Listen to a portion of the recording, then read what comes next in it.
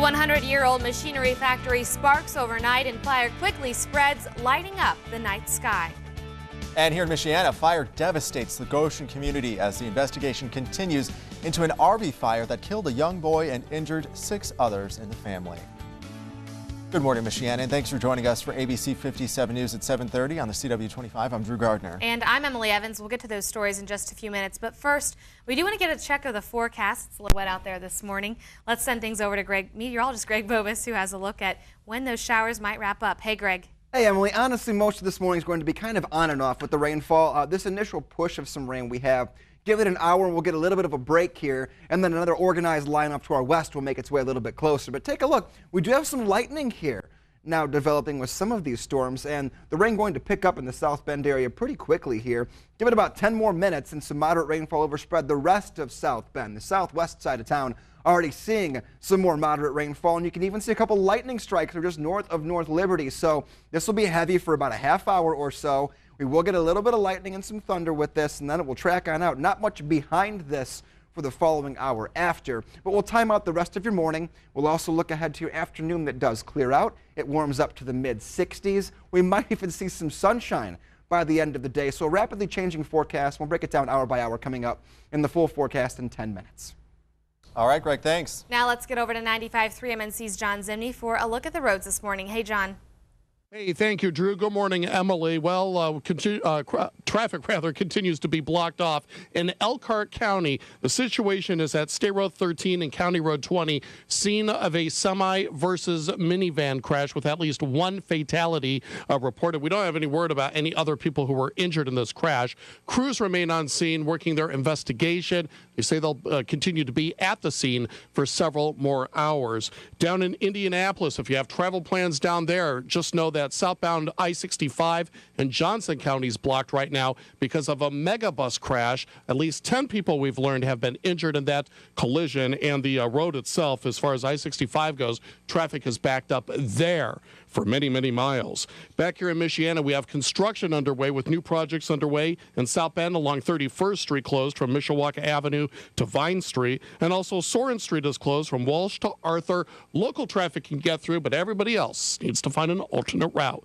The bypass and the toll road both running smoothly so far this morning. From the 95.3 MNC Traffic Center, I'm John Zimney, ABC 57 News.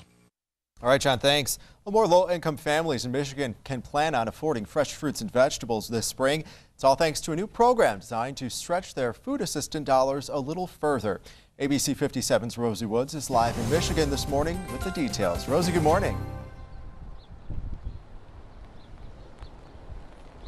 Hey, Drew, good morning. That's right. So there is this new grant that's helping these low-income families here in Michigan bring fruits and vegetables home to their loved ones.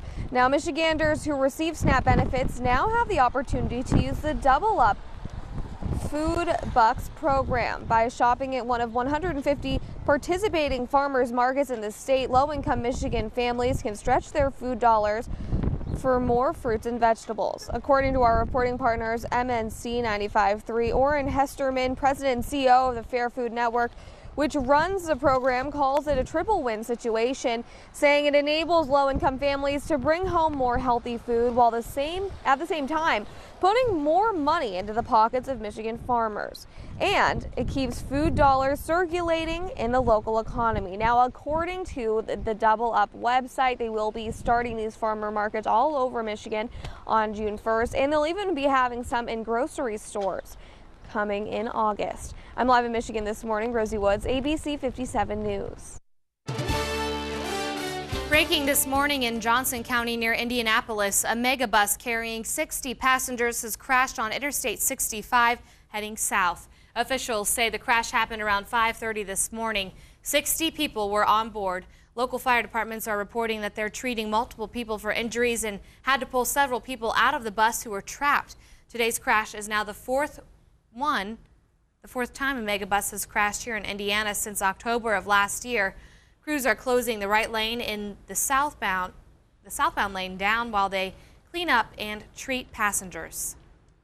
Well, we are now weeks away from the May 5th spring elections, and Michigan voters will decide whether to spend extra money to fix the state's crumbling roads. On the ballot, the Prop 1, which would get rid of the sales tax on fuel at the cost of increasing the overall sales tax by a penny on the dollar. So what's that add up to over the course of a year? Well, one study found the average Michigan family would spend an extra $545 in taxes a year with the hike. New revenue would fix roads as well as pay for schools and mass transit. The community of East Goshen is grieving after a fire sweeps through a family's attached RV, killing a young boy and injuring 6 others. The fire broke out early Sunday morning on North 21st Street in Goshen, and neighbors say it all happened very fast. A little before 7 o'clock, police say the 7 people who were inside this now charred RV were awoken by the smell of smoke and flames. Officials say a 7-year-old boy died in that fire. He was pronounced dead at the scene. A 10-year-old boy was seriously injured and airlifted to a hospital. I just couldn't believe there was 6 ambulances and probably 8 or 9 police cars and 4 or 5 fire trucks. I thought, man, something really had to happen. The other family members, including a baby, are all okay, but were treated for minor injuries and smoke inhalation. The cause of the fire is still unknown.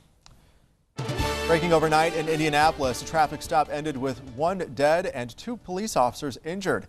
2 officers pulled over the suspect, who then ran away into the woods. Officers chased the suspect, which led to a struggle that escalated to gunshots. Both officers were grazed by bullets, and police say the suspect was killed. Authorities are still trying to figure out who fired the first shot. Covering Michigan now, firefighters work to contain a massive fire at this century-old machinery factory in Grand Rapids, so nearby buildings wouldn't also catch fire. The old factory is set far back on a road that's somewhat remote. Firefighters say that it might have been burning for a while before they got the call. They say it's mostly made out of wood, so it went up in flames very quickly. No one was inside at the time. The old building has been vacant for about a year. The superintendent of Niles Community Schools will be spending his first day on the job with students. Dr. Daniel Applegate will ride the bus from Ring-Lardner Elementary to Ballard Elementary, where he plans to tour the school. After that, he'll make his way to Eastside Connection School to visit classrooms. Dr. Applegate wants to get a first-hand look at issues regarding the upcoming bond proposal on May 5th. Also happening in Michigan, the MSTEP exam begins today for students in grades 5 through 8. Some schools are now giving the test online, but only 20% of schools are equipped to offer the exam this way. For any parent who would like more information on which schools are offering the test online, they can visit michigan.gov. And a scary trend is happening across the country right now, and that goes for the state of Michigan, too. More American businesses are closing their doors rather than opening them. In 2012, business closures made up nearly 9% of all businesses, according to the latest census. The number of startups also fell more than 25% in 2012. This trend has weakened Michigan business growth. Cass County police are saying a man reported missing over the weekend has now returned home and is safe. 47-year-old Gary Kramer was reported missing Saturday after police say he may have taken a large amount of medication. He was last seen leaving in a red Honda four-wheeler. The sheriff's office did make sure to check on Kramer's well-being. New this morning, 2 major airlines are now taking a stand against the growing problem known as mistake fare. Mistake fare is when an airline website has glitches with its pricing. American Airlines and United Airlines are now changing their website policies to keep it from happening. American Airlines will no longer allow its passengers to earn bonus rewards if they book their flight with a mistake fare. Meanwhile, United Airlines is creating a digital operations center to monitor any pricing mistakes and deceptive booking practices. Time now is 7:38. You may want to check your refrigerator before dipping into your favorite hummus. A new recall is spreading fears of listeria. We'll tell you which brands are affected.